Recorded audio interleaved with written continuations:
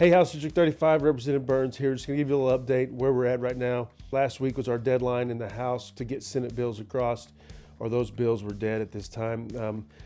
Everybody knows it's been played out in the media pretty big, what's going on with the fight between the House, the Senate, and the governor, although it looks more like just a fight between the governor and the Senate. We passed an education package several weeks ago and sent it to the Senate. They had their own versions, and we knew that they were going to change some things, but obviously there were some points that we didn't agree with that they were going to change. And so they sent us back something that we totally didn't agree with, and then we sent another one back, and that's where you're seeing the back and forth. The governor kind of jumped on our side, if you will, as far as trying to push the Senate along, and that's where you're seeing all these vetoes, 29 vetoes as of right now. The governor's obviously trying to utilize his power is with the power of veto, his constitutional right to do that and put pressure on the Senate to pass an education plan. And so he's putting, he's vetoing things like the NIL bill, which is big for our schools. That one was kind of get OU to go and push the Senate to pass it. And then he went after the OSU vet med funding mechanism to try and push OSU to go encourage the Senate to pass an education plan. So obviously, that's been very public. It's been out there. The news has talked about it a lot. We've talked to the point that it's nauseating to even talk about it anymore. We're going to have another caucus this morning, and that's what we're going to talk about, is education plan. And, the one big thing that we always said in the education plan was that third bucket that we weren't going to mess with the $2 million cap, which is $300 million that goes to public schools. And it was kind of a rural public school bill. That's exactly what we got for, the tax credit for the parents and the parental choice as far as private schools. And so it looks like it's, everybody's kind of throwing a fit about the tax credit and calling it a voucher, and it's not a voucher. The biggest thing is it's not going through a third party, right? This is going to the parents, which keeps the, what we had with the EPIC situation for people harvesting or being predatory on education dollars. It's going to tax credits. It's not going to a third party, so there's not going to be any of that crazy stuff from EPIC, but you're basically changing $2 million. I think it's like $164 million is the total cost on the tax credit to $600 million to public education. It's more than a fair trade-off. Like I said, this building is where we have to compromise. It's where worlds collide. I've said it 1,000 times. We don't walk into this Capitol and the dome sucks our brains out.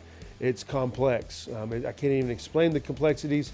You just have to kind of live it. And so we seen that the other day in my wildlife committee, right? So I've been working with the wildlife department and the bill author on the airbow. For all the bow hunters in the state, it was a major concern that this airbow would be being utilized during bow season. So worked out negotiating some language to get that done. Had it done, kind of got it late, and the committee ended up shooting it down. Unfortunately, the politics start coming in there. So the Chairman Wallace was the author of that bill. Obviously, he's the chairman of the Appropriations and Budget, which is a very influential person in the building. And I had the next bill that I knew he wasn't a fan of, and it was killed. And so you start seeing the politics come out, and it happens a lot. I know it's nerve-wracking sometimes, but it is the democracy we live in. We go back a couple years ago when my county training bill was going through, and we had a senator on the other side that had a problem with the state auditor, Cindy Byrd, and what was going on. And so they attacked one of my bills. They thought she helped me write, and she was very instrumental in that bill, but it was still my bill, and it got killed because of politics. This year, same thing happened with my OSSA bill. Those you've watched the videos, I'm very hard on the OSSA. I think they're predatory, taking $6 million from schools. But nonetheless, they took the bill, and I had verbal commitment with everybody in the committee that we were going to get it passed. Unfortunately, one of the Senate members that gave me their word that they were a good yes went no, and it died 5-5 in the Senate, and so it didn't get out, which was heartbreaking. And especially knowing the two people that got pulled out of there for education negotiations were yes votes for me, and I would have got it passed. So we already see the politics happening. It's hitting all my bills.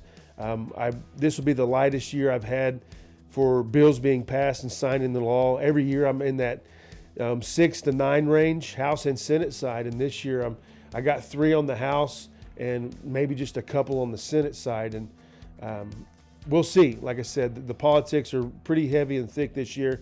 Everybody's jockeying around. I know we're going to get something done because right now we're going into conference committee. This is the chance where we get to accept or reject Senate amendments that we have. I've only got one bill coming over here with Senate amendments, and that's the omnibus license plate bill, which, if you remember, the Hallett Racetrack was on there, and I created the Oklahoma or the 45th Infantry Brigade Combat Team license plate. So we're going to hopefully get those past the finish line, and cooler heads will prevail, and we'll get this all settled out and figure out where we're going to land. One thing I do want to talk about is some good things that have happened around here. A couple weeks ago, I got the honor of introducing the Morrison Lady Cats for their state championship softball run. They've had several different runner-ups and state championships from fast pitch and slow pitch for the last several years now, and so it was really cool to get them down here and honor them. You can see that on the YouTube channel. I have that up there too with that presentation, and looking forward to the slow pitch tournament coming up. They made it to state, and they have a chance to win another title at slow pitch, which they did 2 years ago as well. So these girls are a bunch of studs. Another cool one that I got to do was on April 19th. We just had the 28th anniversary of the Oklahoma City bombing memorial, and so we wanted to honor them on the House floor, and I got called to get one of my constituents up here, Charlie Hanger. Trooper Hanger was the on patrol that day, and he was the one that arrested Timothy McVeigh and ultimately allowed justice for 168 victims and family members during the bombing. And really, really cool presentation. I got to introduce him on the floor, and you get to listen to his firsthand account of that day, of his interaction with Oklahoma's #1 terrorist. It's a must watch. It really is. He goes into great detail.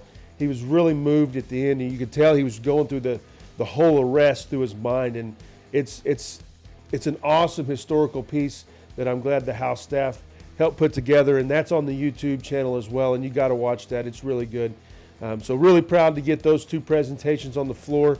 The last bill I really want to talk about, ending on a good note as far as bills go, is Oklahoma Certified Meats. I had Representative Grego help run that and push that across the line, and the governor signed that into law a few weeks ago. And so I'm really looking forward to do phase 2, which phase 2 of the Oklahoma Certified Meat Plan is to incentivize a processor to, process this. And so I'm trying to I worked with Secretary Arthur and the governor's office, and really trying to push the ag people in the state to focus on a business of our culture. I know we're looking at these big deals with, Volkswagen and Panasonic and Enel, and which doesn't fit our culture, right? And so the culture of Oklahoma is agriculture and beef. And so I'm really trying to look to incentivize Oklahoma Certified Meats that, we can get $25 million earmarked. Well, I really want to make people in the industry know that Oklahoma's open for business, and we're going to have a $25 million incentive on it. Take kind of the Oklahoma tax film credit and the LEAD Act, which is with the money we put in for the Panasonic deal, which is triggers, right? So you got to hire so many people, build a facility, and the incentive pay starts going. And so trying to earmark $25 million for that, and I'm probably going to write a bill for that next year if we can't get anything done. So it's been an eventful session. Obviously, everything's playing out in the media, and I really think we're going to, cooler heads will prevail, as I said earlier, and we'll really figure out something. It's the way it looks childish, and I understand that, and it is sometimes. It really is. Politics becomes, this is that shady part that everybody talks about, and there's nothing illegal going on. It's just, us trying to figure out exactly, everybody's jockeying for their own district, and we're trying to cookie cut, which becomes the problem with the government and big government in that fact, because we're trying to cookie cut 4 million people into one, shape, which is impossible. So you're trying to mix it and match it how you can to get the best compromise where everybody wins. One of the things that they're saying that probably rings true is if you file a bill. But again, with a little bit of patience, we're going to get this figured out. At the end of the day, the constitutional obligation we have is to pass a budget. And so we'll get that done, get it through. Unfortunately, it will play out in the public, and you guys will be able to watch it. And I'll do another video before the end of session to kind of talk about where everything lands. And until then, I appreciate you, House 35. It's an honor to serve you. Call me, come see me. Email me if you got any issues. I'd love to help you any way I can. Until next time, be safe and God bless.